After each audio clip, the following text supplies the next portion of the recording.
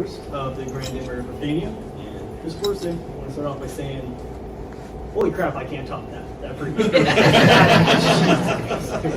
But I'm here to talk to you about something very near and dear to my heart, and that's history, specifically micronations in history, and how nations inspire other nations.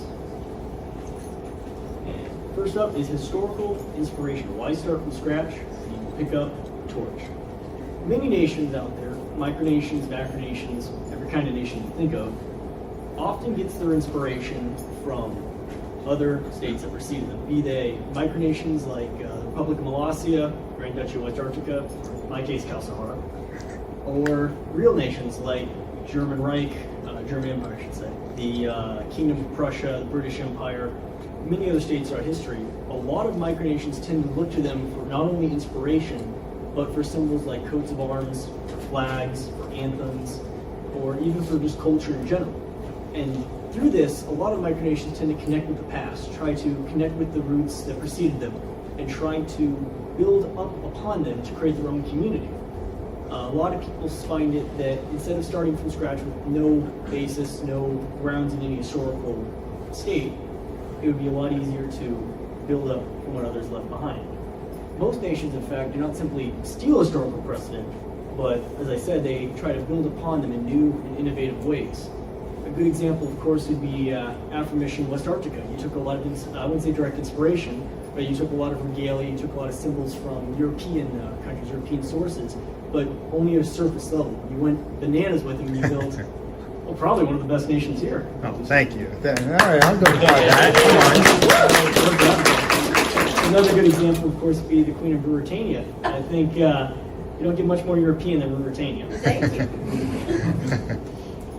And speaking of which, adding on, making something your own. There are several ways micronations adapt history to their own. Many micronations build on the myths, the traditions of their historical inspiration.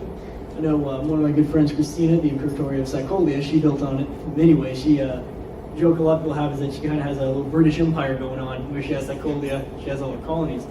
Which she took it not just on a basic level, but she's a good example because she took an idea, the mythology around the British Empire, the regalia, the history, the culture, and built upon it into something new, something great.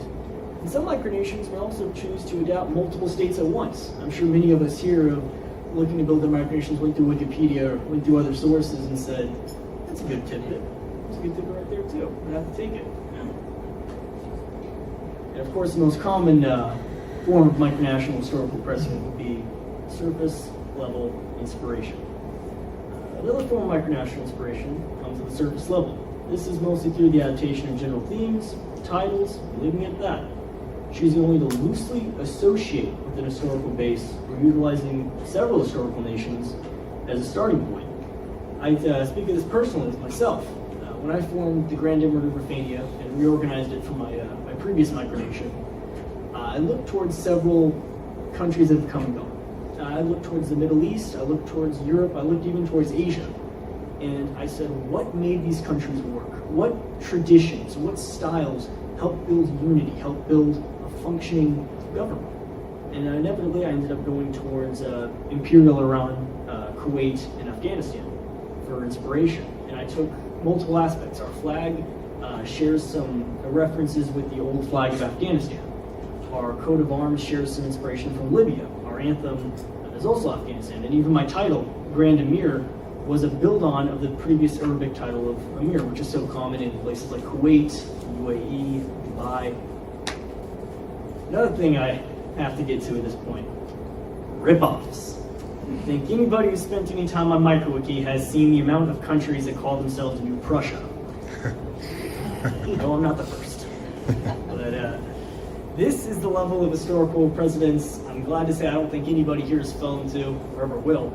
And I hope to see that any new micronationalists who might hear this don't ever go down this path. Because when you tighten it yourself to, we are this country, we are the continuation of this country, when you have no precedent, it doesn't work. Just saying you're the new something doesn't really make it simple. So in conclusion, the crappy micronation started. The flag too simple, too complex, almost always uses a certain flag maker. I know micronationalists of a certain country. Their army is a couple kids with Nerf guns. They're effective, but I wouldn't use that. This one will hit home with some people. Claims a hard-to-get-to place they'll never visit. That's not me. That's not me. Sometimes named after a long-dead state. We'll probably have no picture too. There's one I don't really agree with. Under 14 bonus points if they name their country after themselves, but you know, I don't know anybody who read that. And finally, picks a political ideology they know absolutely nothing about. If you want to make an ideology, you want to be communist, you want to be a monarchy, just do it. That's it. That's my speech. Thank you, everybody.